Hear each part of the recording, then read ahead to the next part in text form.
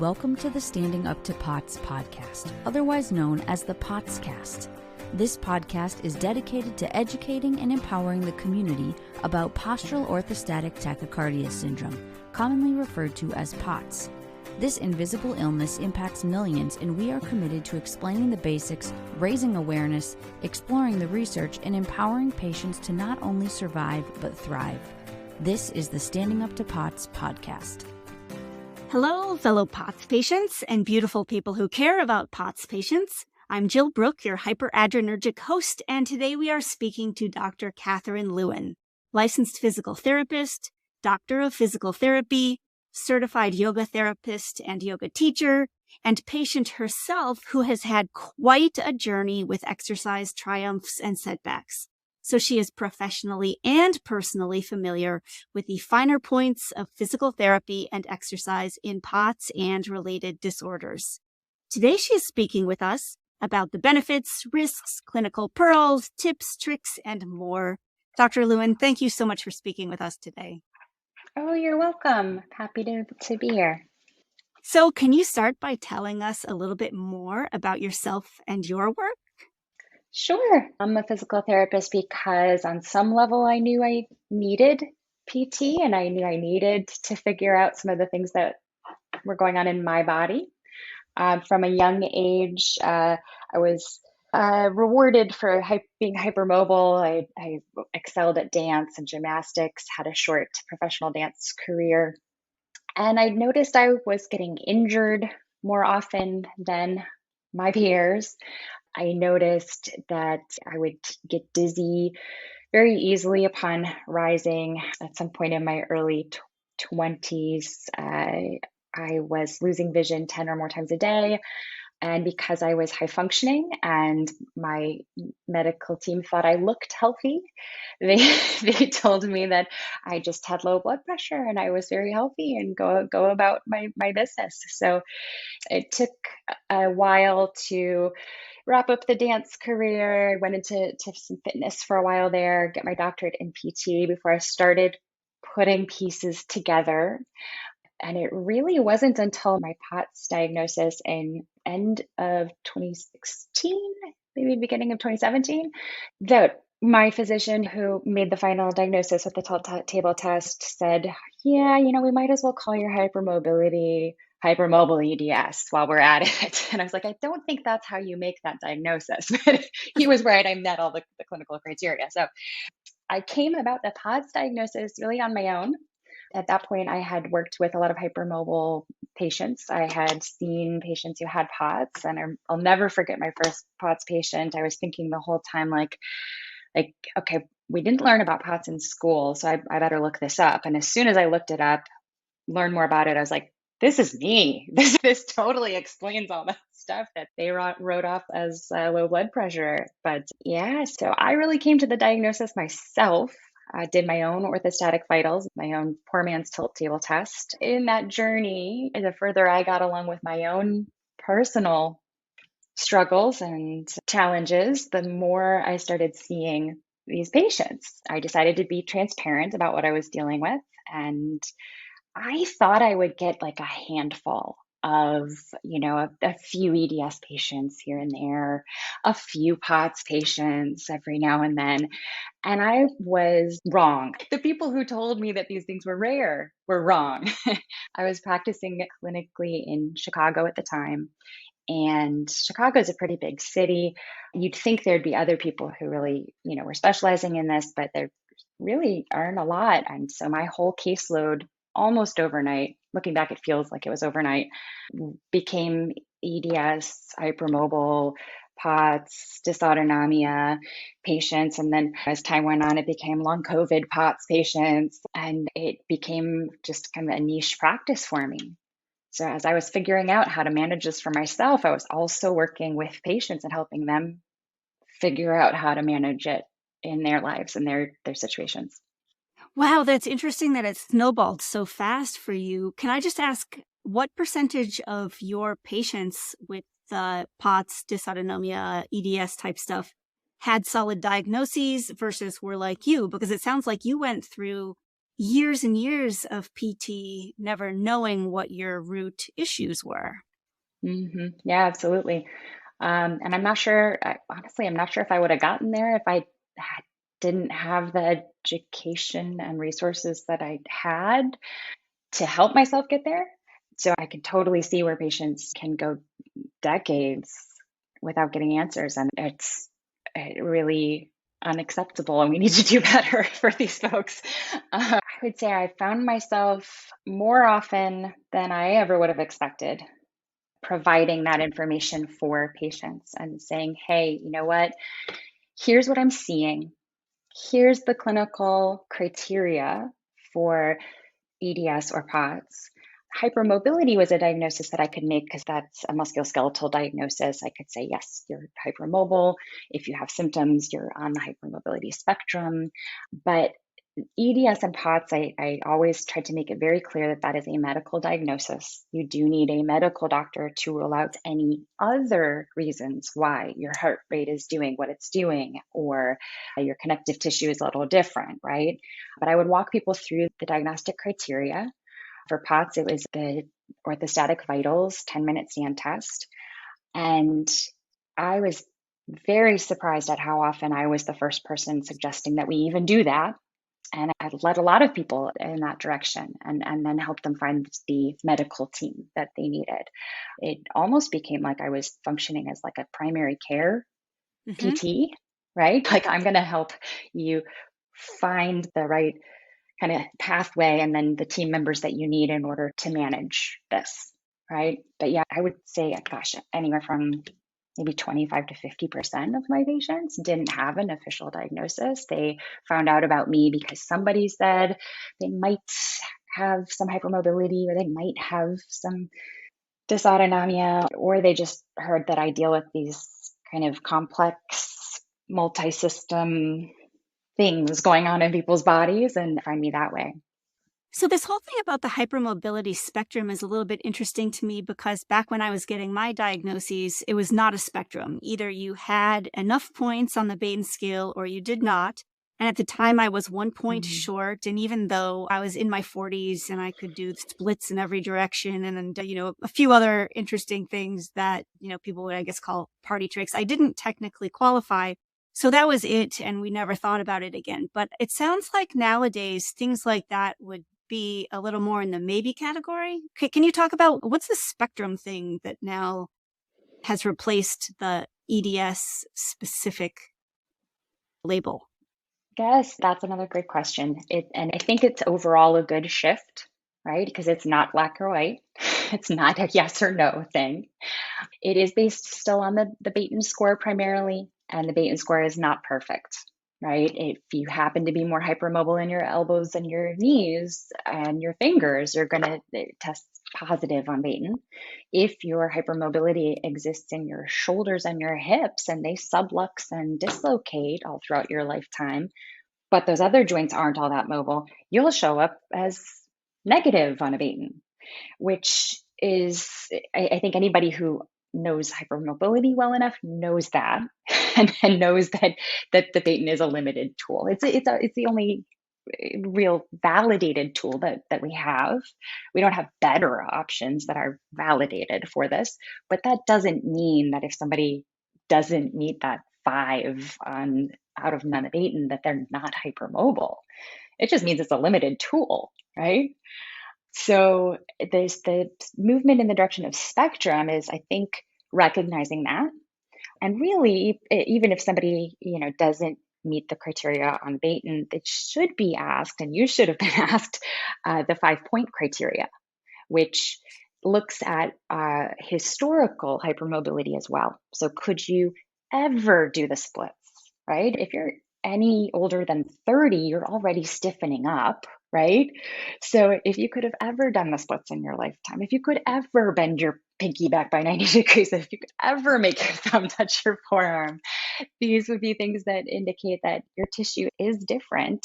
It's more pliable when you're younger, but we all stiffen up with age. And so the hypermobility pathway, the lifetime of a hypermobile person looks like subluxations, dislocations when they're younger, and more issues with mechanical laxity when you're younger.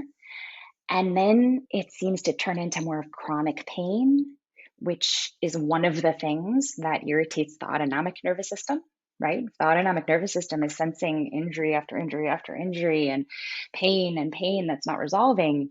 Then it's going to be sounding the alarm again and again and again. And any system that we start to overuse can become dysfunctional, right? So I think that's one pathway by which the autonomic nervous system can try its best to keep up with what's happening, but become a little out of whack.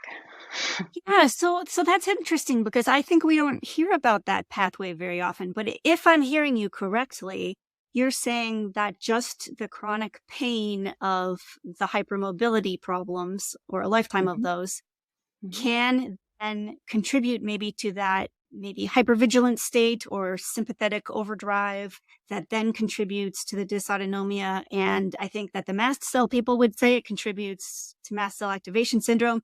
And oh my goodness, now we're in another vicious cycle. Yeah, 100%.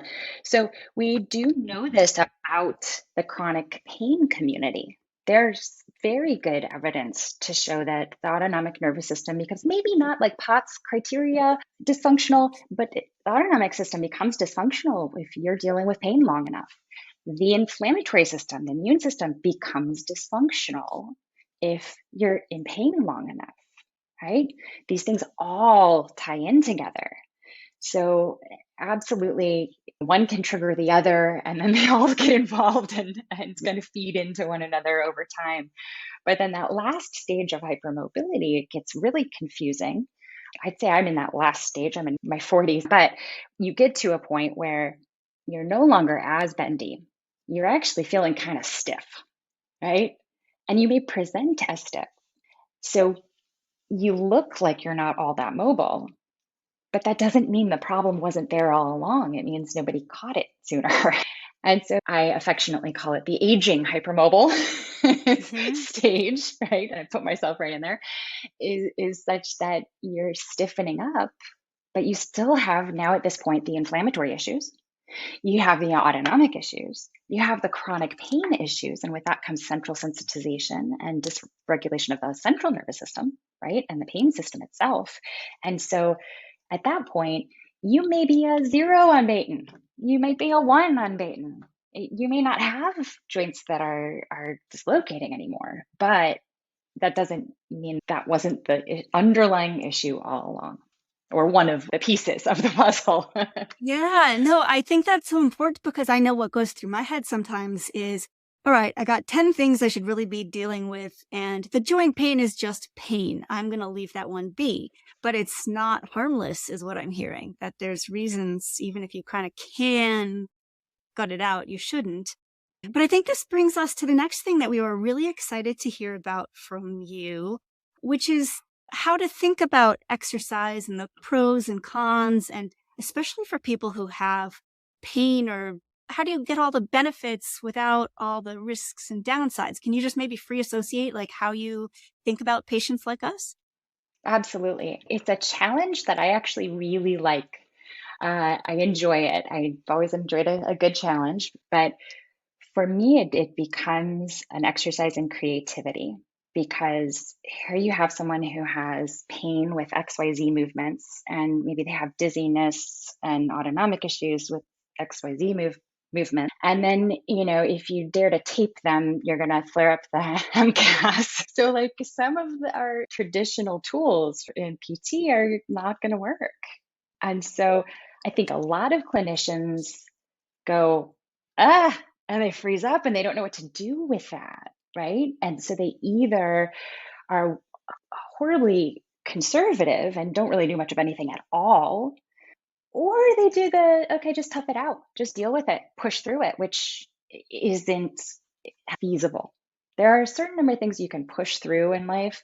If you're dealing with significant amount of dysautonomia and inflammatory hypersensitivity in your body, you can't just keep pushing through that. It doesn't work. I know, I tried.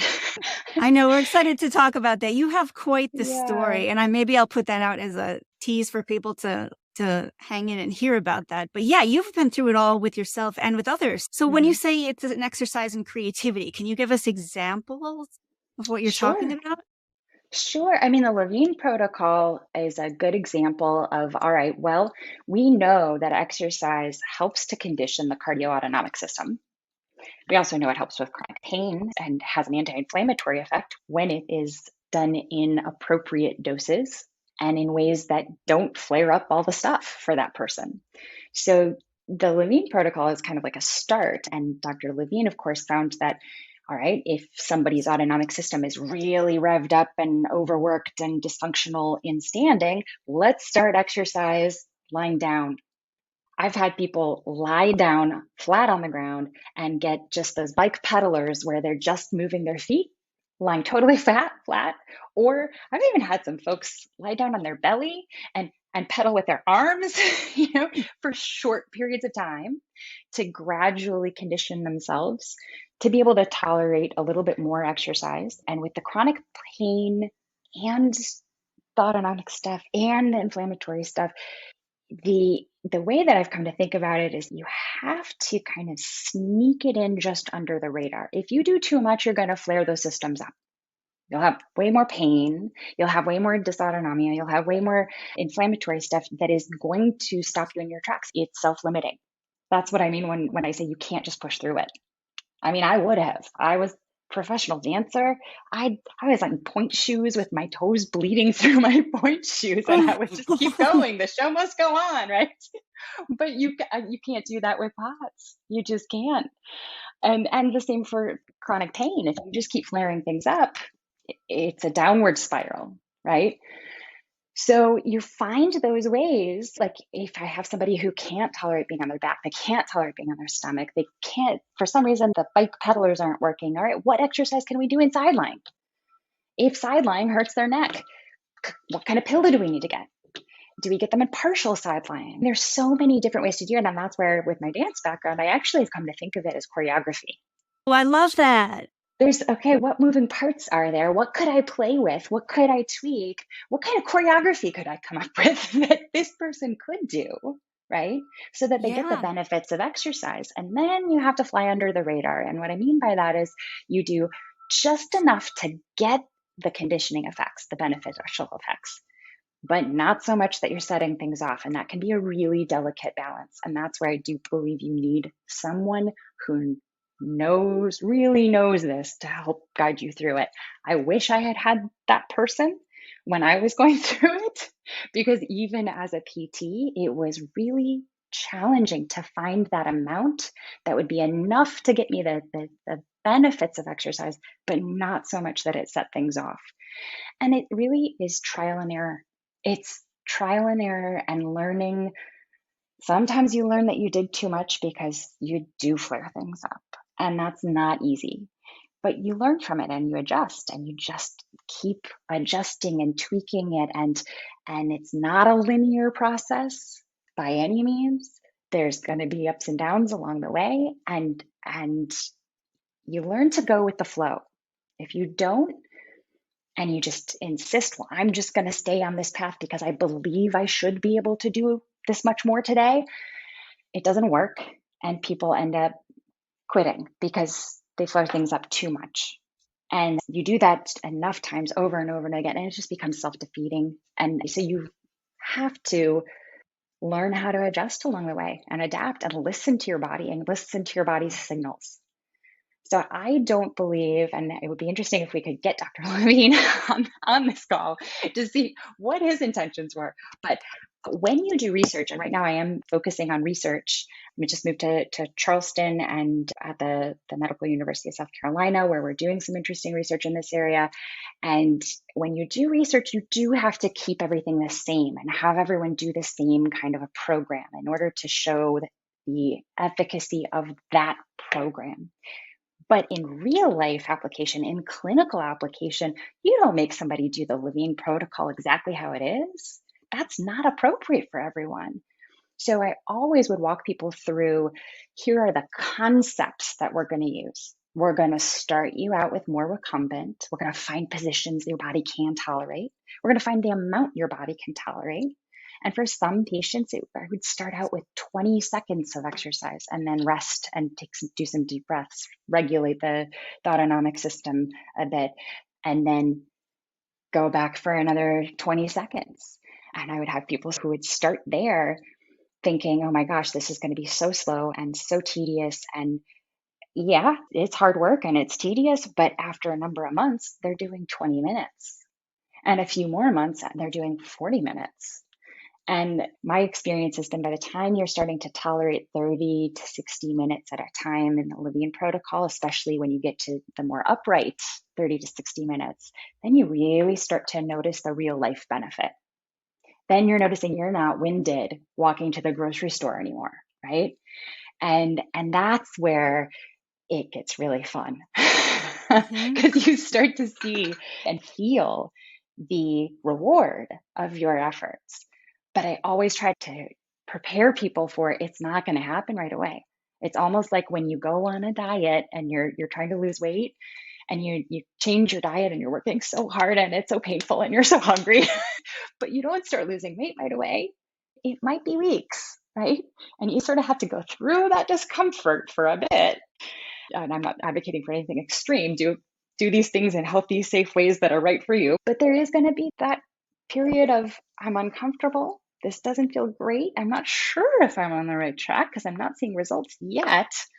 And that's where having some guidance, having a trained professional who has experience with this can be so helpful because they can tell you, yep, it's okay, stick with it, you're on the right track. Well, that's my question, because it does sound like there's so many different factors here, and there's a certain amount of discomfort that is expected, but then there's a certain different amount that's bad. Mm-hmm. And so I guess I have two questions. First is, what are you looking for in a patient who's going through this process, especially if they're at the very beginning and they have a lot of different issues to work around? And then my second question is this something that any physical therapist would be trained to do, or do you really need somebody who knows POTS and EDS and MCAS and dysautonomia? I would not have known how to do this out of PT school, even having a doctorate level, entry level in our profession. We didn't cover POTS. Maybe it's changing, but I think even if I had known initially what the Levine protocol was as a new therapist, you tend to just follow the protocol because that's what it says. It's only a seasoned professional who's going to go, all right, I see the concepts here that I need to apply creatively to meet the needs of this individual in front of me, right?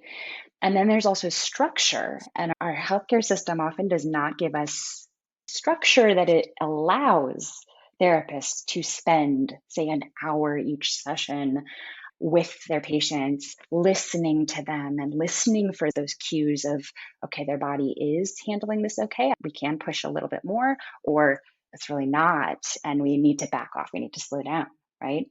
So the things that I would be looking for by way of practically speaking, when do we sit with that discomfort and hang with it and keep going? And when do we back off? And I always walk my patients through this because I want them to understand it and I want them to start to assess for themselves so that they can be more independent and eventually not need me.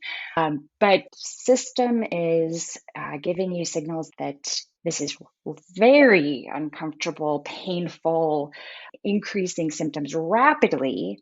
Oh, of course, we got to back off. And I use like a red light, yellow light, green light kind of scenario. That's a red light. Pretty obvious, but that's not something to push through. If you have symptoms that maybe aren't too bad, but after doing a new workout or pushing yourself a little bit, they last a week or a month, it takes you that long to recover, that's also red light. Yeah. Yellow light, proceed with caution, would be more like, all right, yeah, I felt uncomfortable during this exercise that I intended to push myself a bit with. Uncomfortable during, maybe a little sore afterwards or a little bit of symptom increase afterwards, whether that's an increase in nausea or some other symptom, little bit of increase in symptoms, but doesn't last more than a couple of days. Yellow lights. Okay, we can kind of work with that and just be cautious. And then green light would be what we would expect to see from exercise, which for somebody whose system isn't responding to exercise as appropriate, that it's hard to know what that is. But if you are appropriately uncomfortable during the exercise, right? So if you're running a marathon, it's going to be painful, right? If you're appropriately uncomfortable during, it's an expected amount of discomfort. It matches what you're doing, right? Mm-hmm. If you're just walking and you're in marathon level discomfort, that's not appropriate. That's not a match. I call that a mismatch. But if it's a match and the discomfort that you're dealing with is right on par with what it is that you're asking your body to do, that's green light. And then I would be looking for any increase in discomfort doesn't really last more than a day, 2, 3 tops, right? If you think of like sometime when you challenged your muscles and your muscles were sore afterwards, you'd expect a little bit of soreness, maybe 2, 3 days. Shouldn't be at the point where like you cannot get out of a chair or you can't function in your everyday life. And that's the other thing that I look for is if what we're doing, if the ways that we're challenging your body are taking away from your ability to function in real life, that's Yeah. also a yellow light, red light. Yeah. You know what's interesting? As you talk about all this stuff, I'm thinking about, I don't know if I'm unusual, but I have all of these different factors that can determine whether my exercise is good for me or bad for me besides just the exercise. And so I'm talking like time of day. And I don't know if that's a mast cell thing or not, but I swear I could do the same exercise at 7 a.m. or 7 p.m. And at one time it'll feel good and the other one it'll cause inflammation. Another one is temperature. I'm weird because I have moved to Alaska to stay cold. I do not do well with heat, but the exact same Mm-hmm. exercise can be great if I'm cool enough, and it can be horrible if I'm too warm. It'll just like turn into inflammation like nothing. Another weird one for me is that I cannot do anything that's too repetitive. Even like walking on Mm-hmm. pavement, I do well if I'm walking like on a very rocky trail, but something Mm-hmm. about the repetition. And so like there's all these things that I would not have known about 20, 30 years ago when I was starting to deal with this. And now I've figured out all these teensy tiny little nuances that let me do so much more than I used to be able to do. But you never hear anybody talk about them. And so you probably do, but I guess I would just put that out there for patients. Hey, if your workout's not working for you at, one time a day, can you just try a different time of day and see if it changes things? Those nuances are gold. I think what we get into is a little bit of like a head game that we play with ourselves and we sort of shut down on it and we go, well, but that shouldn't be happening. The same workout at 7 a.m. versus 1 p.m. should feel the same, right? That's what our mind tells us. And then when our experience doesn't match that, we get frustrated and either force ourselves to do it anyway, and deal with the consequences, or I'm just going to give up. And there is a middle ground. The middle ground is doing it, playing with it, getting creative, seeing what happens, getting curious. What is the pattern here? Is it the same? You found that the pattern was kind of consistent for you. Certain times a day are better, other times a day aren't. All right. Certain temperatures are better, others aren't. Okay. And a little bit of acceptance thrown in there, just sort of like, all right, this is what my body is doing right now. This is what it's responding favorably to, and this is what it isn't. And working with that, like taking all of those messages from your body as little nuggets of gold, little bits of information that really are just your body trying its best in its primitive way of communicating with you, Mm-hmm. trying to get you on track. Like, here's what would work best right now, right? And it can be frustrating when it's a moving target and it's not always consistent.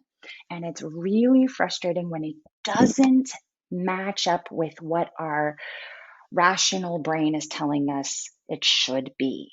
Mm-hmm.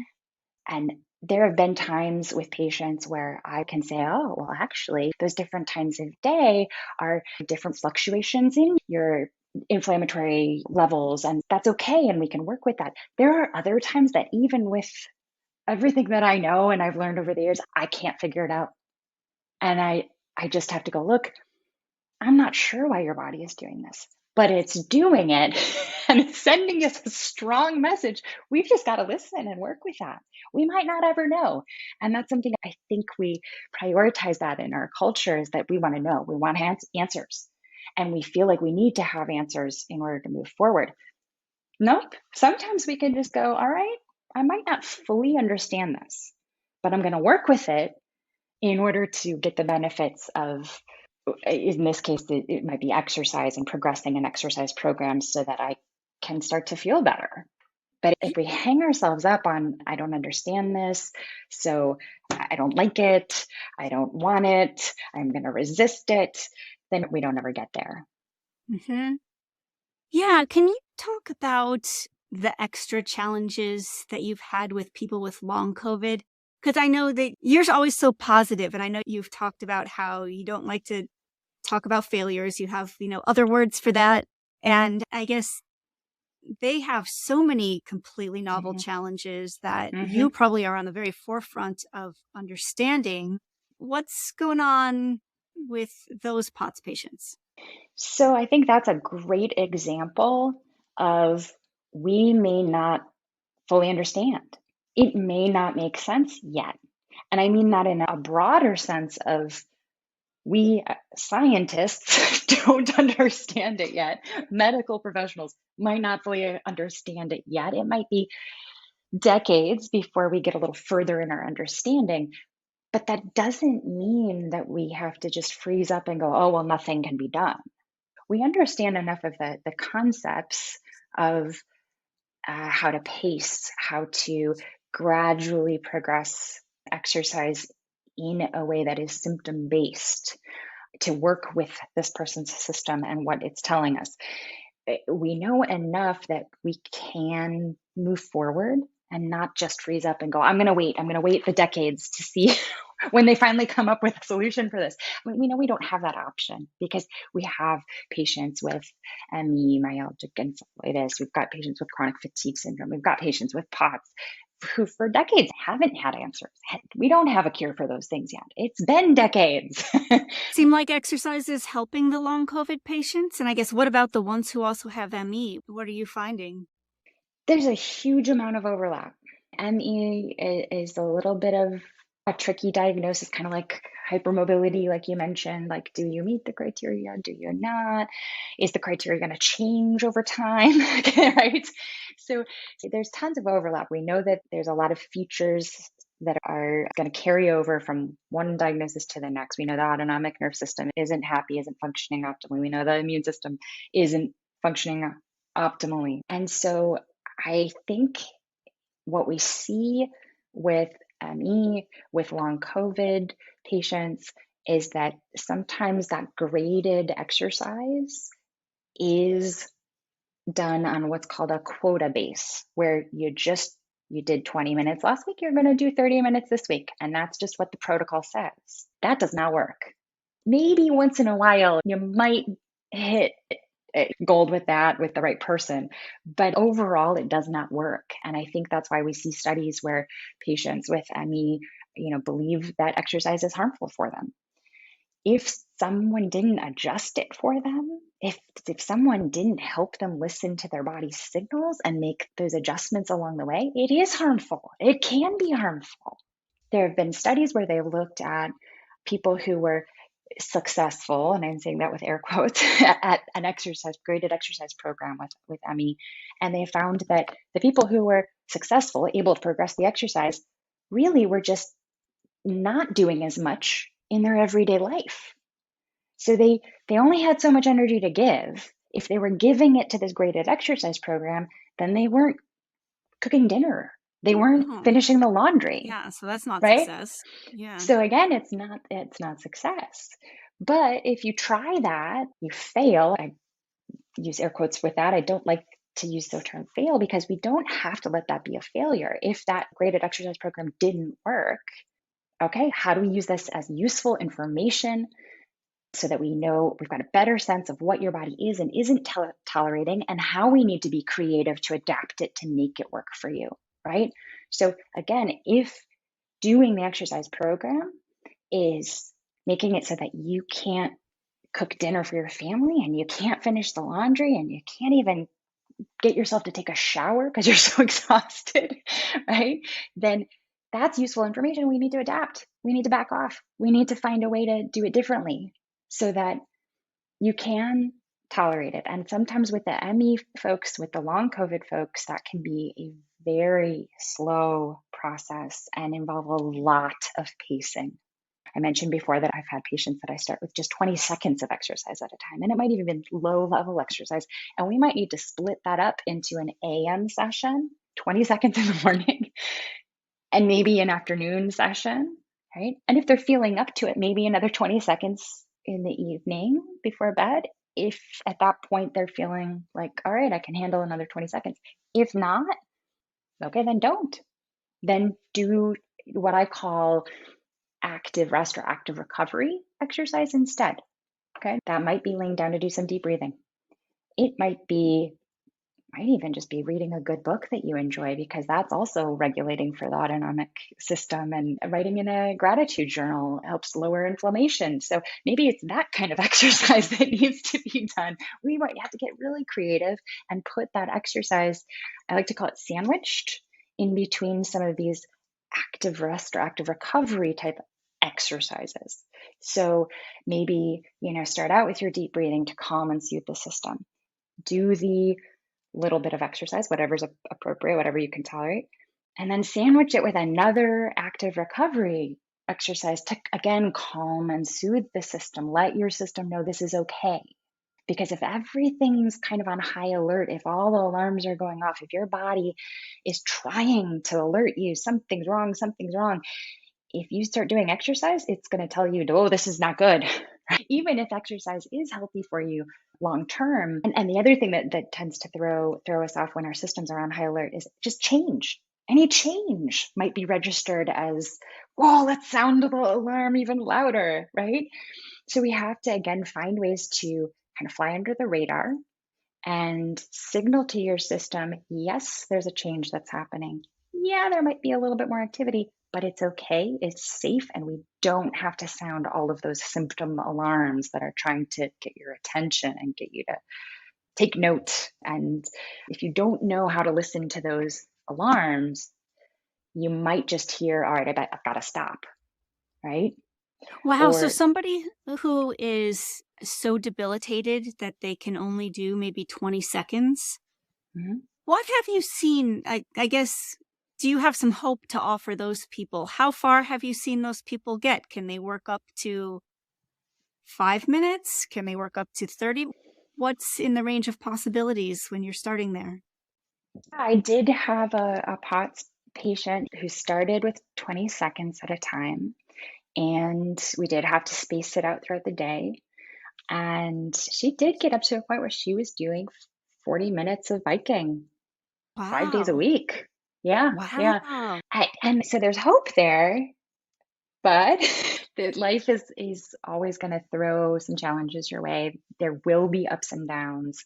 And unfortunately, she did get COVID, and that was a huge setback. And usually when you've conditioned the system to do more and you have a setback, it doesn't take you back to zero, right?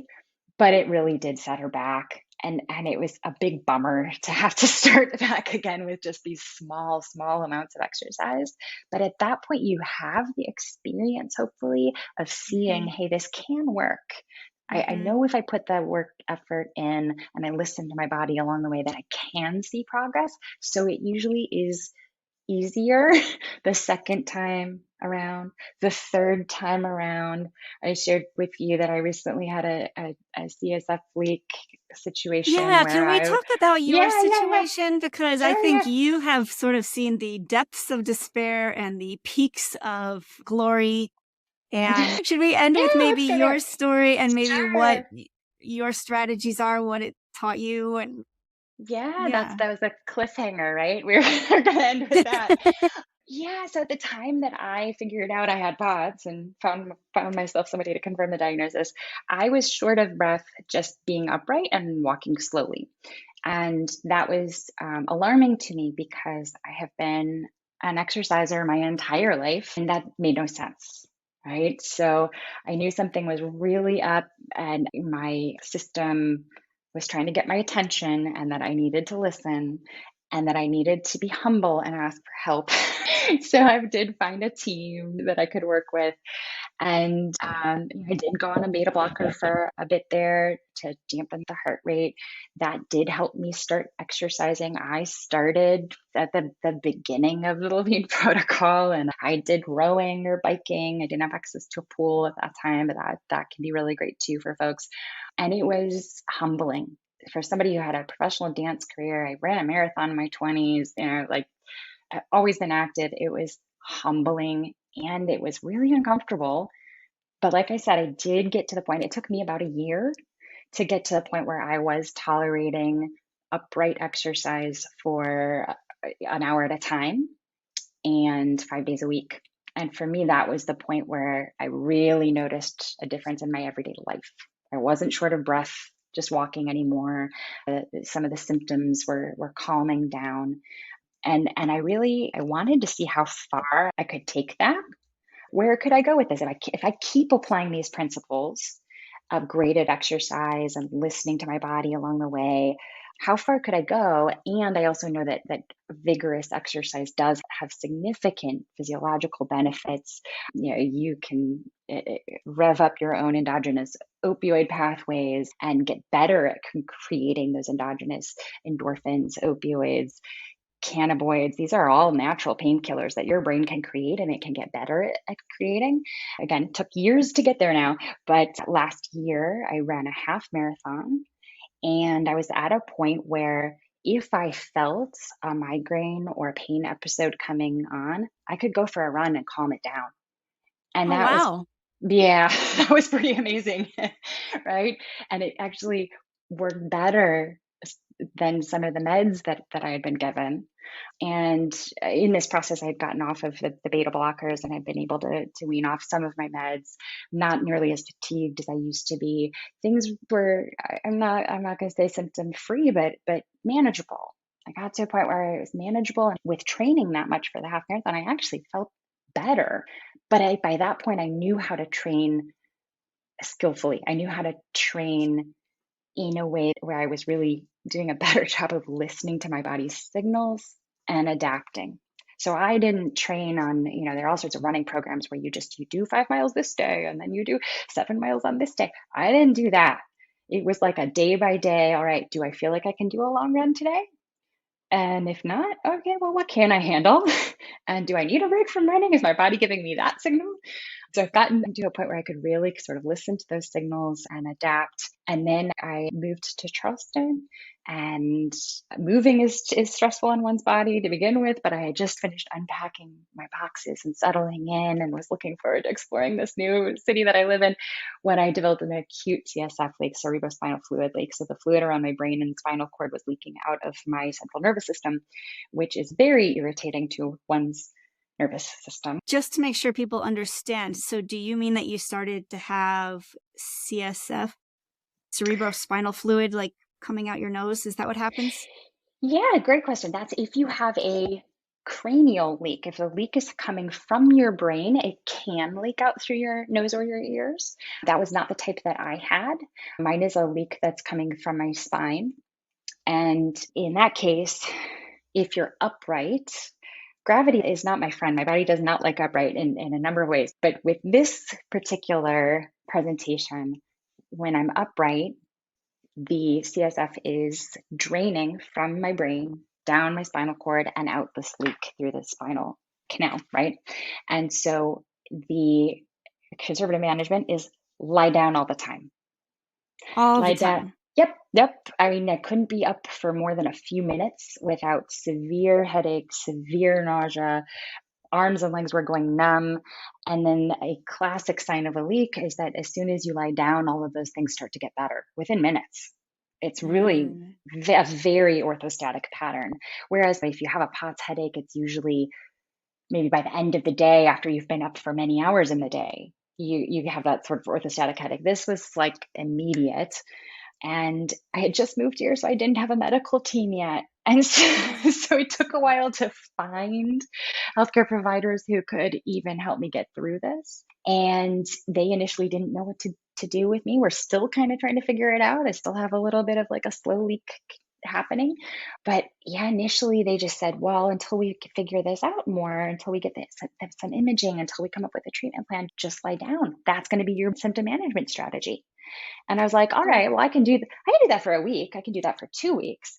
When they started saying that at week 3, 4, 5, 6, 7, 8, no. I was going, you don't understand. I also have POTS. And the more you have me lie down, the more deconditioned I get. And exercise has been my primary pain management strategy. It has been my primary dysautonomia management strategy. And I'm going, you are really setting me back here, people. And of course, our healthcare system is so segmented that they're like, well, we're just in charge of your CSF leak. So we just want you to lay down. And I'm going, no, my autonomic nervous system isn't going to like that. And my sensitized pain system is not going to like that.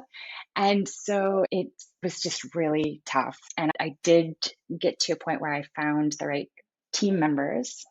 And just recently, in the last number of weeks, found a neurosurgeon who confirmed for me that I didn't need to keep lying down. That was my hunch. That was my hunch. I was like, okay, I know that there is a benefit to lying down for a couple of weeks initially to see if that helps the leak heal. But chronically, weeks and weeks on end, the benefit isn't there anymore. The harm of lying down that much is greater than the benefit of lying down, right? Because you do feel better, much like POTS, you do feel better lying down, which is so deceiving. It's so natural and human to then go, all right, well, then I'm just going to lie down. And especially when your medical team is saying, just lie down, right? They're not giving you any other better options. So I knew it was going to be a setback.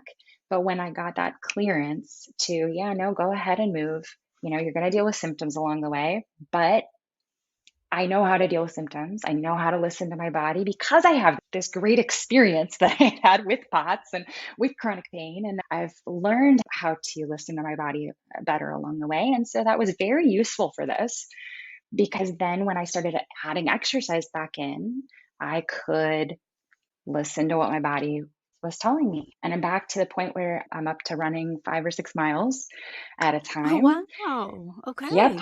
And I think I'm going to sign up for another half marathon this winter. I don't know if I'll finish it, but I think it's helpful for me to have a goal and at least try. Right? For me, it's in the journey. It's not about like beating my time from last year, because after this major setback that I've had, I don't think that's realistic. But maybe I end up walking half of it, and that's fine. That's just fine. At least I'm upright.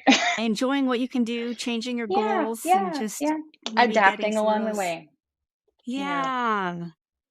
Wow. Well, Dr. Lewan, thank you so much for sharing all of this information with us. And I know that everybody listening is wishing you personally all the best. And thank you. I think sometimes it is a little bit reassuring to us when even the absolute pros, don't have some magic ticket out of this conundrum. Oh, I wish. If I had that, I would use it on myself and I would share it with everybody. But no, it is, like I said, trial and error and a lot of persistence and a lot of, I guess, pun intended, flexibility along the way. If you're hypermobile, you know that you have to learn how to be cognitively flexible and adjust the expectations and be creative and come up with a different way to get it done if one way isn't working. So yeah, there's a lot of growth that can happen from it, but it's not an easy path. So I wish everybody who's going through that all the best on their journey. And I do hope that you can find some people on your team who can help you, because nobody should have to go through it alone, and nobody should have to go through it in the dark or with team members who are in the dark. So part of my professional mission is to not just work with people one-on-one to help them with their exercise programming and strategizing, but also to train healthcare professionals and teach continuing education courses that catch them up to speed on what is POTS and how to manage it, how to help people manage it, how to help people listen to their body's signals and make those adjustments so that they can get the benefits of exercise and not just be feeling the discomfort of it. Oh, that's fantastic. Thank you for helping to educate more people in your profession. Is there any place people can find you online if they want to follow your work or see the research that you're going to be doing here, anything like that? Yeah, I do have a website. It's just my name, CatherineLewan.com. And as our research evolves, I'll update what it is that we're doing. Right now, it's a little bit of a secret and I haven't been cleared to talk about it much. But yeah, I'll do some reveal as to what it is that we're working on. And I am really excited about it because we are targeting the autonomic nervous system and seeing what we can do with that strategy. Fantastic. Well, Dr. Lewan, thank you so much for all this fabulous information. Thank you so much for all of your kindness, your wisdom, your experience, and showing us what a good attitude looks like going through all of this stuff. We have much gratitude for everything you've shared today. Thanks so much. Thanks so much for having me. Okay, listeners, that's all for now. We'll be back with more next week. But in the meantime, thank you for listening. Remember, you're not alone, and please join us again soon. As a reminder, anything you hear on this podcast is not medical advice. Consult your healthcare team about what's right for you. This show is a production of Standing Up to POTS, which is a 501c3 nonprofit organization. You can send us feedback or make a tax-deductible donation at www.standinguptopots.org. You can also engage with us on social media at the handle Standing Up to POTS. If you like what you heard today, please consider subscribing to our podcast and sharing it with your friends and family. You can find us wherever you get your podcasts or at www.thepotscast.com. Thanks for listening.